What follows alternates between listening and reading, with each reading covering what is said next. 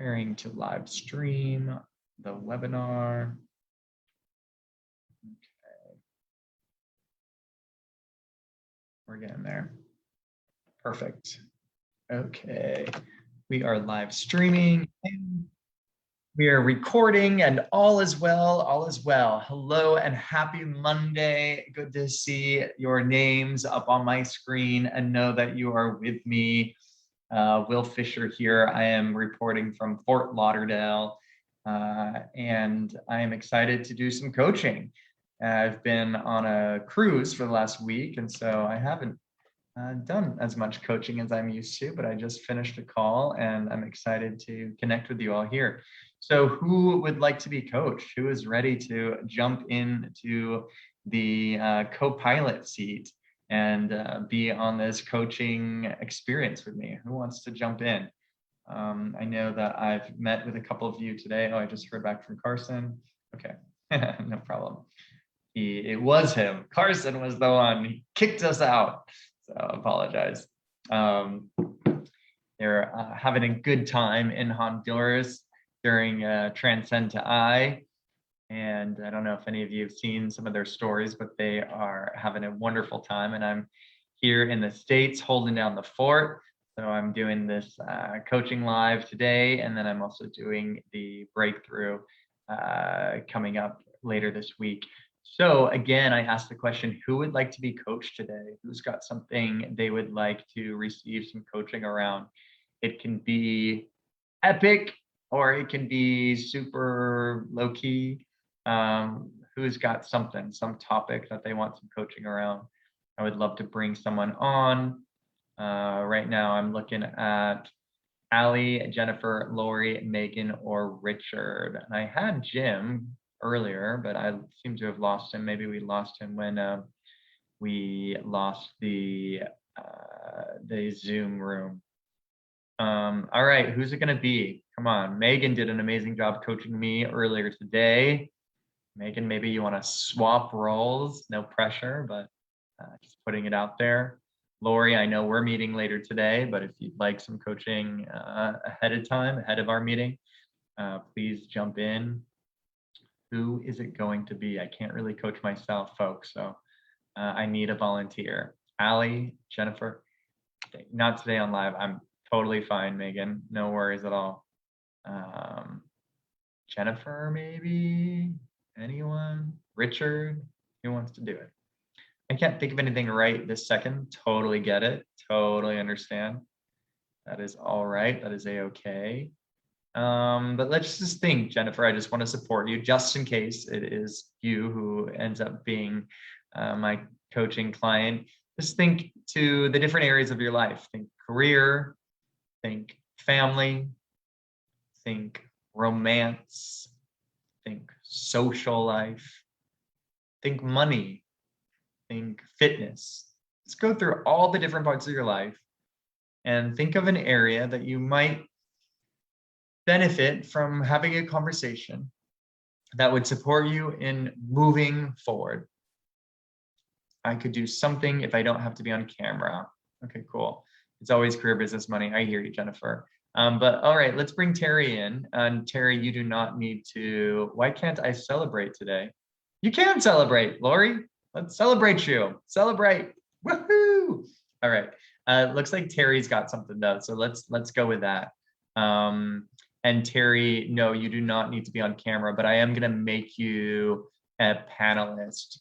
And then what you'll do is just leave your camera off. Coolio? All right, promoting you right now. Perfecto. All right. Okay. Mine is health related in that I have already lost 10 pounds. However, I get social anxiety. So like I went to a wedding this weekend and I gained 2 pounds. So what I'm discovering is whenever I have a social event or something, I tend to overeat to try and calm down the social anxiety. Mm-hmm. Well, first of all, Terry, congratulations on losing 10 pounds. That's fantastic. How are you feeling? Oh, feeling better, but I want to keep the momentum going. And I'm kind of frustrated because I'm yo-yoing Mhm. between 166 and 168.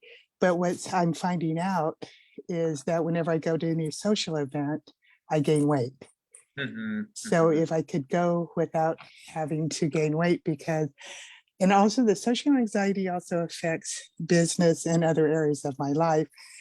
Um, because I used to be very, very shy, where I hardly talked at all. And I've come a long way with the shyness. But yet I think it still gets triggered in social events. Mhm. And what feels important to you, Terry, about addressing how at social events you tend to eat and end up gaining weight? What feels important to you about addressing that today?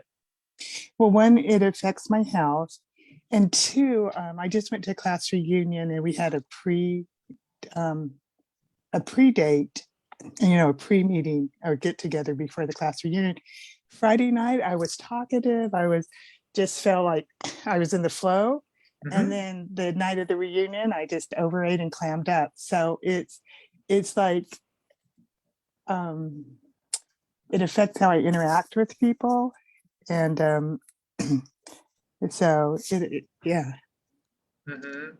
Yeah, so I'm hearing you say that it's negatively impacting the way that you interact with people when you Mhm. experience some social anxiety and when Yeah, you end up, overeating in in those circumstances. And to why does calm now feel, yeah, what was that? to calm the anxiety. Yeah. Uh-huh.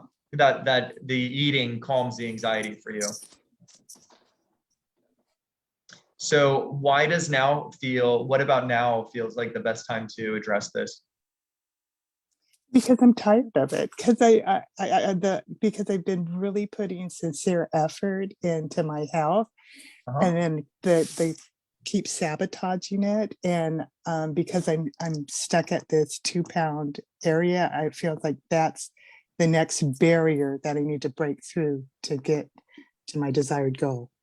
Uh-huh. Yeah. So you recognize that this would be a final barrier for you to surpass in order to get to your goal. And that makes this a really perfect time to be working on this. Yeah. Perfect, Terry. So exciting. So when you think about a conversation about this, Terry, how will you know that you've made some progress? What might you have at the end of this conversation to know you made some forward movement?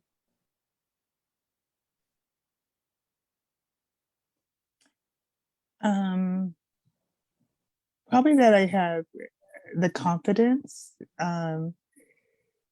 to make a deeper commitment to my health, and the um, letting go of the anxiety. Wonderful. So I'm hearing you say that you'd like to have some more confidence, to make a deeper commitment to your health. And I also heard you say you'd like to let go of some anxiety. Is that correct? Mhm. Okay. So when you think about, let's start with the first one. When you think about having confidence to make a deeper commitment to your health, and if you were to think of that on a scale of 1 to 10, 10 being you're fully confident in this commitment to your health, one being you're not confident at all, what number would you assign it currently? I'm at a 6. You're at a Um, 6 in terms of yeah, your yeah, commitment because to your health. I'll feel progress, and then it starts going up to like an 8 or a 9, and then like I'll have a weekend like where I went to a wedding, and then it's like now it dropped down to 6. Yeah. Uh-huh. Okay, wonderful. And then the other the other desire is to experience less anxiety socially, is Mhm. what I'm hearing. Okay, Yeah. perfect. So where would you like to start when you consider these topics? What would be a good place to start? I think the probably the confidence and the commitment, because what happens when I have these setbacks, Mhm. it's really tempting to just say, screw it, this isn't working, and just give up. And I don't want to do that. I really want to stay committed no matter what. Yeah. Mhm. Mhm. Yeah, you want to stay committed no matter what. And so tell me about what occurs when the setbacks happen. What are some negative thoughts? and emotions that come up for you? This will never work. I can't do it. It's I get I'm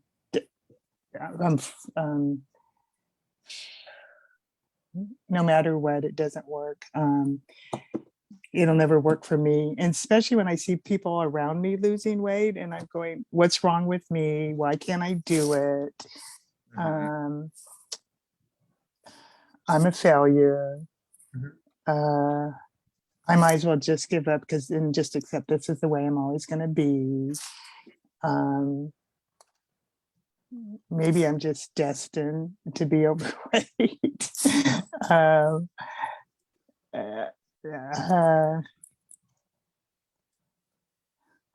think that's about it. Yeah. Okay, great.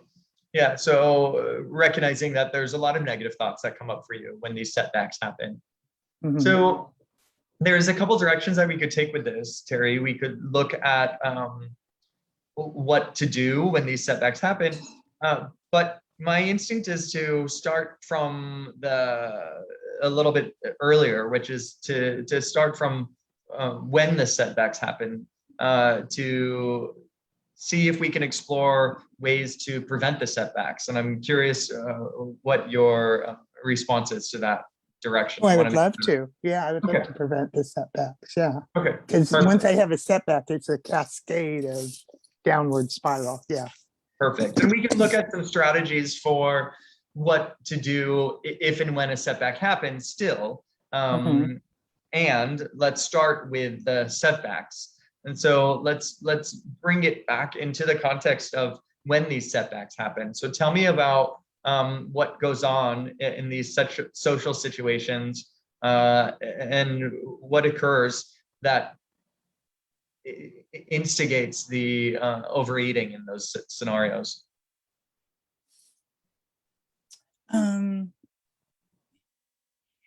It's kind of I've made progress in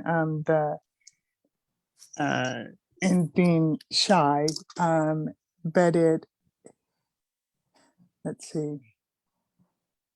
I kind of think it goes to that not being enough of like I'm not wearing the right thing, I'm not saying the right thing, I'm not doing the right thing. It's a level of self-consciousness and self-criticalness that comes up of, that kind of boils down to not being enough. Yeah, so we'll go a little deeper into I'm not enough and I'm not saying the right things and some of these negative thoughts. But I am curious, you mentioned, Terry, at the top of this call that there was a moment where you were in the flow and you were being talkative. And you also just mentioned now that sometimes the shyness thing isn't occurring in a bad way. So why don't you tell me a little bit more about that? Like, what is working? What happens when things are working in this regard? When it is working, I think it has to do with what state I'm in. For some reason that night, it's like if I knew how to turn on the switch, you know what I mean? I don't. I was excited. I was looking forward to it. And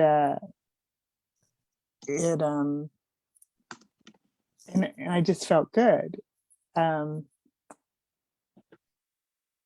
The next night, it was like, I was feeling overweight. I felt like my dress was too tight. I just felt like I didn't know what to say to people. So it's like, if I knew how to turn the switch on that makes me confident and keep the switch off that makes me feel unconfident. Yeah, I don't know.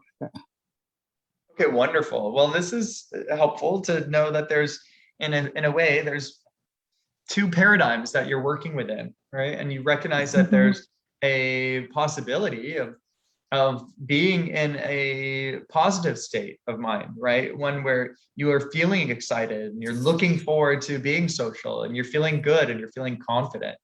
Anything else that you would add to that positive state of mind?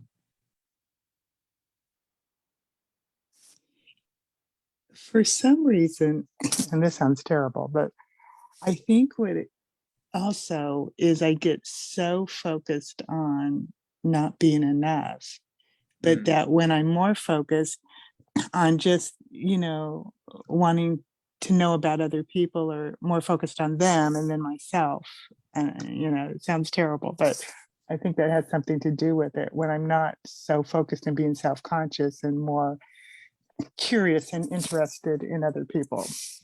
uh-huh. Yeah. So I just want to reflect that back, that there's a curiosity about other people. You're focused on other people when you're in that positive state of being. Mhm. And, I certainly heard you judging yourself around that. But I'm curious if we were to remove this, the negative switch, right? If we were able to release you of the self-consciousness and the I'm not enoughness, then perhaps there wouldn't be a judgment when you do feel interested and curious and focused on other people. When I share that, what comes up for you? I would love to get rid of the self-consciousness stuff. Yeah. Well, and Yeah. the key point that I wanted to make there is that there's nothing inherently wrong with having a way of being where you are focused on other people and you're curious about other people, and that can be an effective strategy for folks who are dealing with social anxiety. And what can make that more pure in its positive nature is when the opposite isn't still lingering there. Does that make sense to you? Absolutely. Yeah. Okay, beautiful, beautiful. So then let's get into the shadow. So we've got this feeling of I'm not enough, I'm not saying the right things. What other thoughts come up in those moments? um because sometimes when I'm in social situation, I literally go blank where I just don't know what to say. I just don't know how to interact. I just go blank. Like I really shut down. Uh-huh. Uh-huh. Okay, great. So let's laser focus this. So we've got I'm not enough, I'm not saying the right things, I don't know what to say, I don't know how to interact. What other thoughts? Just what came up is I think that there's this tendency to want to be invisible. So then if I'm not seen, then I won't be judged. Mm-hmm. So it sounds to me like there's some fear of judgment, Mhm. and what the way that manifests is a desire to be invisible, desire not to be seen. Yeah. Mhm. And if you were to be seen, what are you afraid would happen? Then I'm more subject to be criticized And what specific criticism are you afraid of? of everything. Of no, literally of saying the wrong thing, doing the wrong thing, not wearing the right thing. Yeah. And if you were to say the wrong thing and wear the wrong thing, what would you take that to mean about yourself? Um,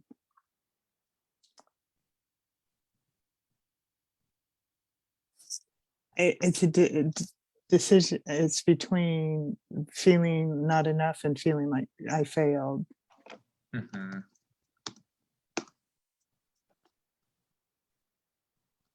I used to stutter a little bit when I was younger, and I had some speech impediments.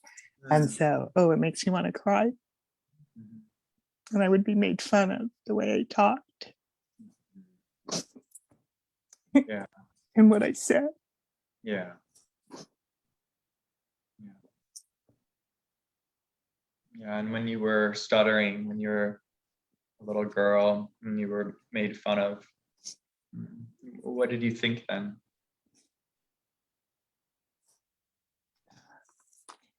Well, I talked kind of like Elmer Fudd did, where you couldn't say your R's and your W's, right?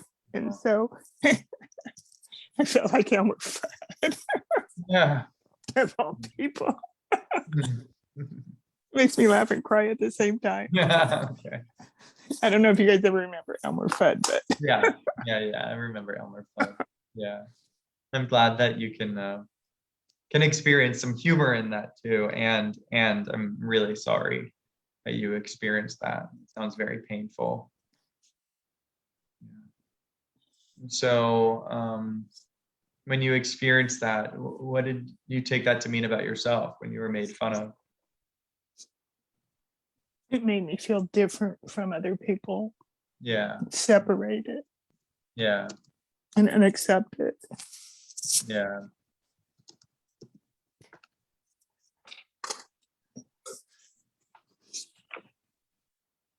And so when you thought I'm different and I'm unaccepted, what did you feel? Um, rejection. Yeah. And when you experienced rejection, what emotions were you present to?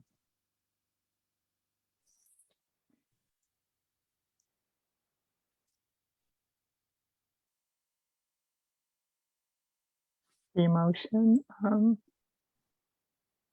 Say that again. When you experienced that rejection and you thought I'm different, I'm unaccepted, how did that feel? Um, What emotions were you present to? I felt bad and sad and Yeah. uh, unworthy, Mhm. fear, What was the last one? fear. Yeah. Yeah. Yeah. There's some fear of judgment. Is what I heard earlier. Yeah. Yeah. The word that came up, fear of being attacked, you know. Oh, wow. Yeah. And so when you were experiencing all that sadness and that fear and having those thoughts of I'm different, I'm unaccepted, I'm unworthy, what did you do? You know what I realized when you were talking was the thing I most fear is being ridiculed. And that's a big piece of it. That's huge for me. That's what the fear is, the fear of being ridiculed. And when that happens, then I shut down and disappear, withdraw.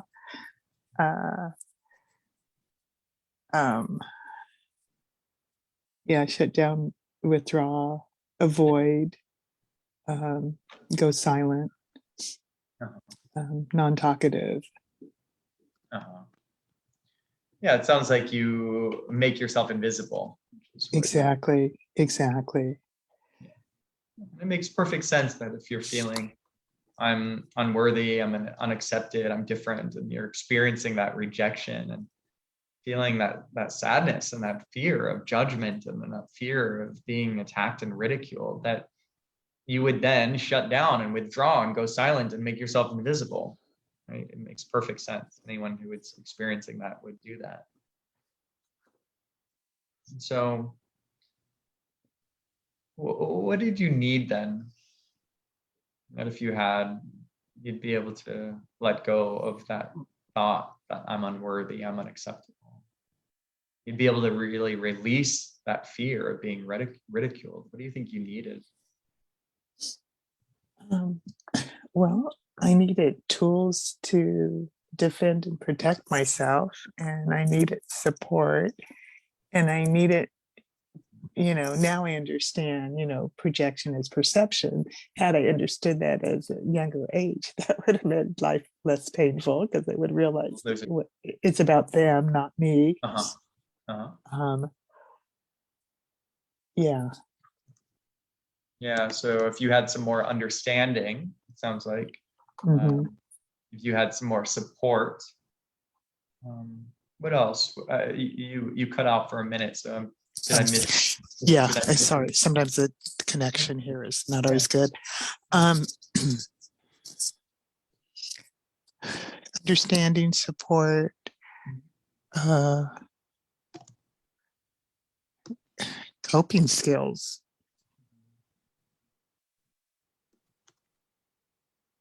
And if you had those coping skills, what would have that given you? It would have given me confidence. Yeah, confidence. Confidence, security. Yeah. Mm. Um, it would have given me strength Mm. and keep going back to confidence. Yeah.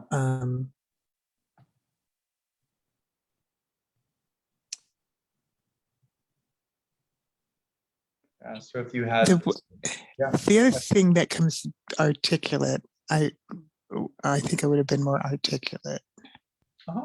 Yeah. Great. Yeah. So why don't we get into that? So if you had support and understanding and confidence and security and strength, you mentioned that you would have been more articulate. And so tell me more about what you would have been if you'd had those things. What would have you thought, for example? I always admire people that can have that come back. You know, when they're like attacked, they just take Mm. it, they turn it, they like, it's like an alchemy, and they don't take it personally, but they just have a way of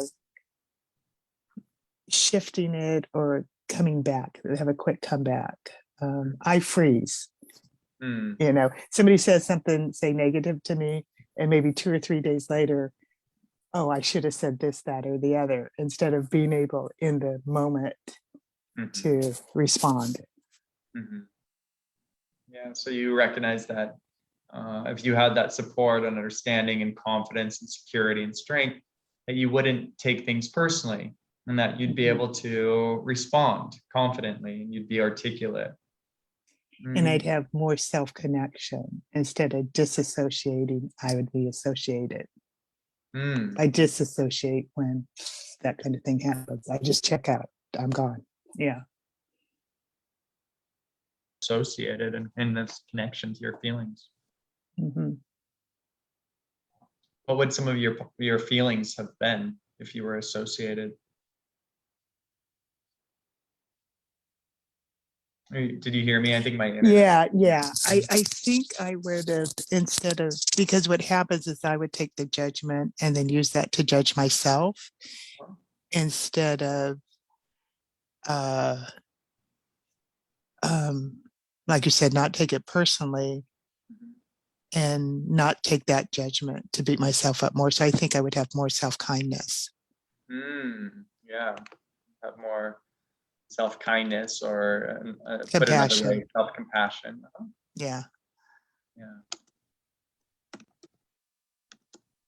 And an understanding that I don't have to be perfect and that it's okay to be imperfect. And that doesn't make me less than because I'm not perfect.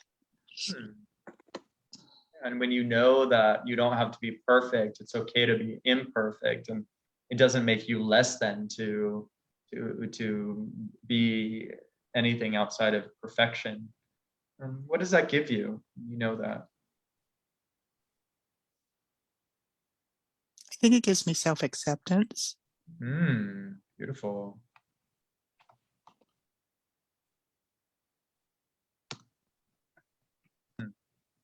And when you have that self-acceptance, what do you feel then? Then I think I feel more confident in how to deal with social interactions. So what might have some of your thoughts been if you had that self-acceptance? And actually, let's circle this back to this moment, this more recent moment. And I'm curious what some of your thoughts might have been instead of instead of I don't know how to interact, I don't know what to say, I'm not enough, I'm not saying the right things. If you were to think about that and apply some of these learnings, what would have your new thoughts been? I think the new thoughts would have been when I'm associated and connected, that I have the confidence to socially interact.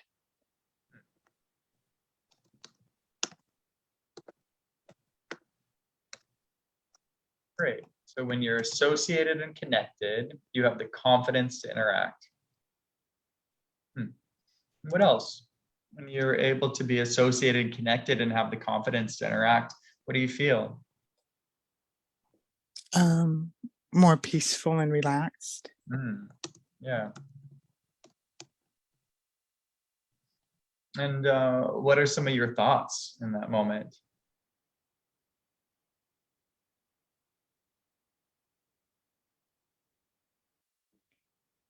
What comes up is I think it has to do with safety, feeling safe to be in social situations.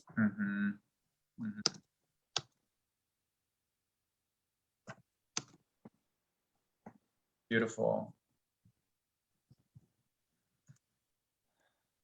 That feels like a very important revelation. And so when you consider, yeah, go ahead. Well, what hit me is my husband's very communicative, and a lot of times when we've been in social situations, it's like I just kind of stand in the shadow, and what just came out for me, that it's safe to come out of the shadow. Beautiful, Terry. Because I let him carry the conversation. Oh, yeah. And what can support you to connect with that safety, to connect with that knowing? Say that again. What could support you to connect with that safety? What could support you to feel the safety that you can be in social situations? That what has helped me a lot is the grounding exercise, to remember to try and ground, because I think that helps me stay associated. Beautiful. So I'm curious, when we think back to, the switch, a switch that turns you into a positive social person, and a switch that turns you into a negative, doubting, insecure person. Where are you at with that when you think about utilizing some of these learnings to support you in keeping the positive one on and the negative one off? I feel calmer about it, because I think when we hit that fear of ridicule, I think that was a key piece. I felt a shift when I realized that was the probably maybe root fear of that fear of ridicule. That's what I've been afraid of. Yeah, and it makes sense, right? That if you'd had that experience as a young person, that would still be in your DNA, so to speak, and until you've done a trauma release around it, you'll have an opportunity to do that. But in the meantime, you having that sense of awareness can support you in recognizing what's happening there, and to knowing that possibility exists, make a choice, right? And utilize a strategy that's going to support you to hack that, to pattern interrupt that, right? And so what I'm hearing possible in this conversation is you using grounding and having a grounding meditation before you go into these kinds of social situations, and doing what you need to do to support yourself, to know that you are safe in these situations, these social situations, that you You are know what? safe to be outside of that shadow. Yeah. You know what just hit me is Hmm. when I go in those situations, I think the inner child comes out. And if I can stay connected with my intuition voice and not my inner child voice, Mhm. that may also be, because I think that's what gets triggered. I regressed at that inner child, that young girl that was being ridiculed and not knowing how to defend herself, versus as an adult, I have more tools than I did as a child. Uh-huh. Beautiful. So what's going to support you to stay connected to the intuition rather than reverting to the inner child?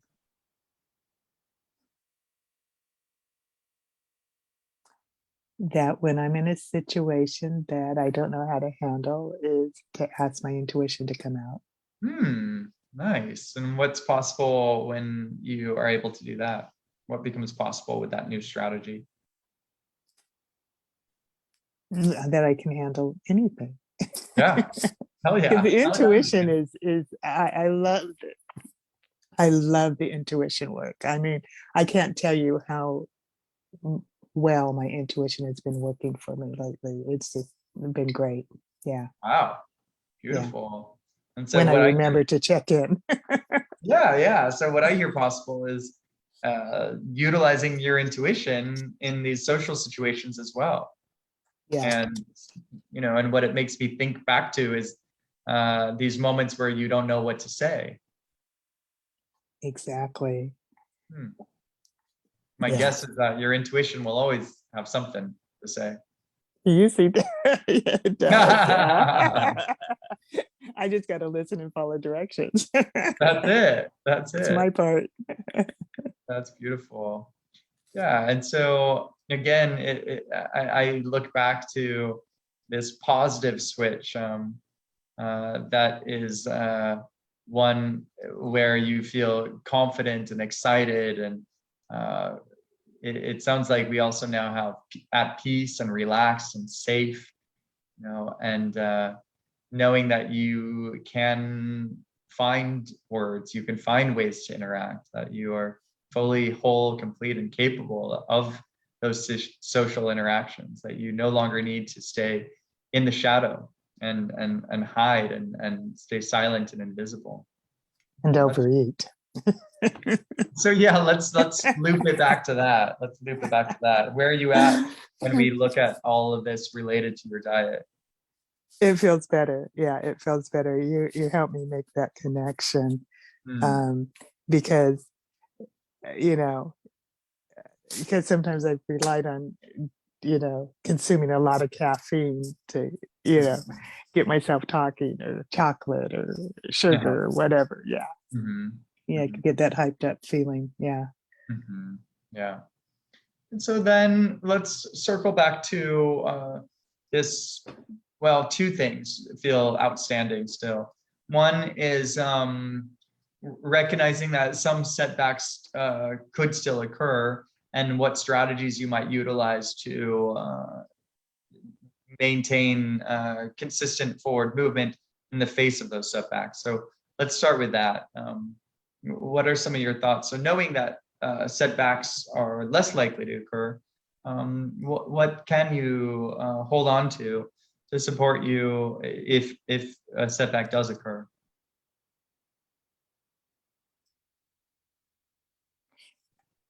So what can I do if a setback does occur? Yeah, what can you hold on Um, to?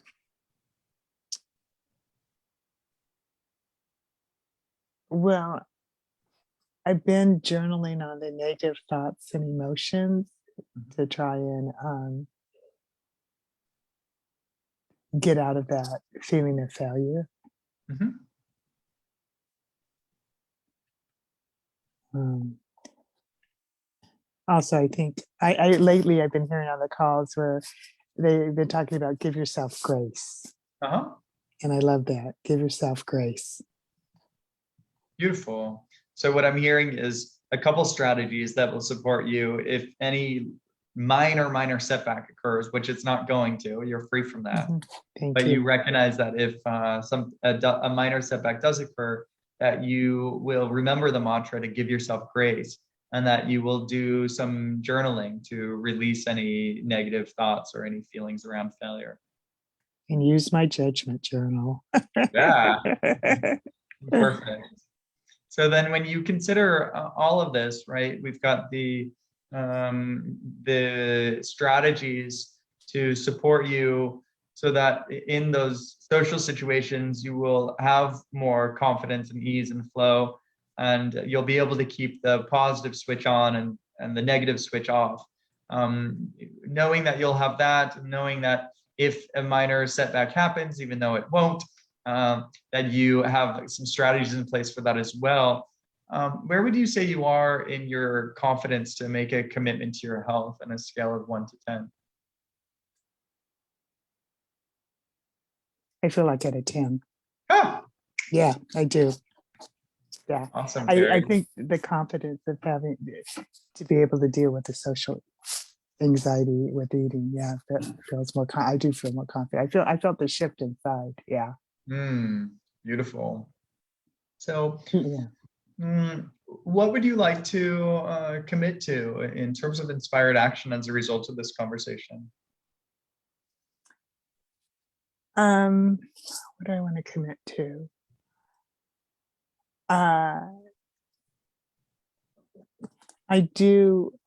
count the point. I do Weight Watchers and I count the points.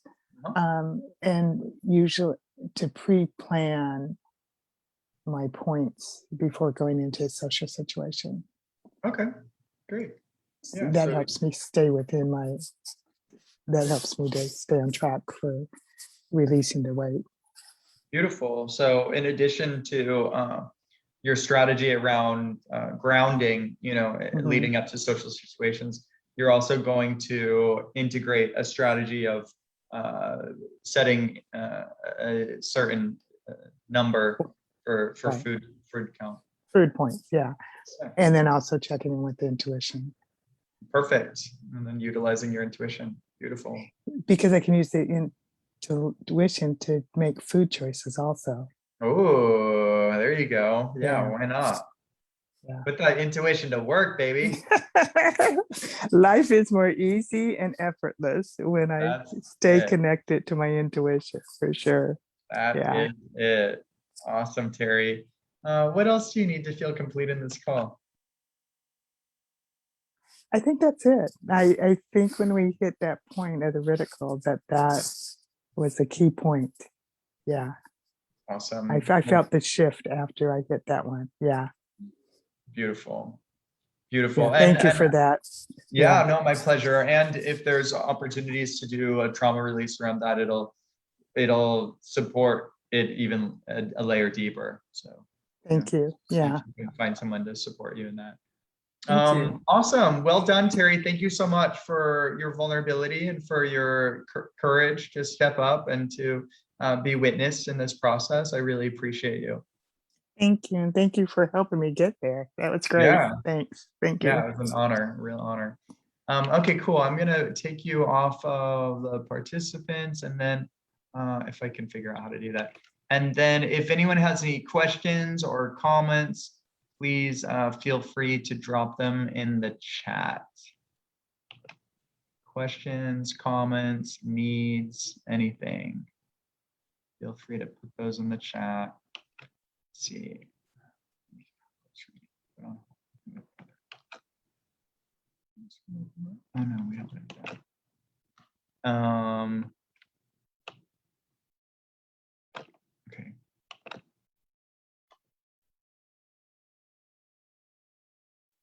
Cool. If no one has any other questions, thank you, Lori. Appreciate that. Appreciate all of you. Thanks for being here.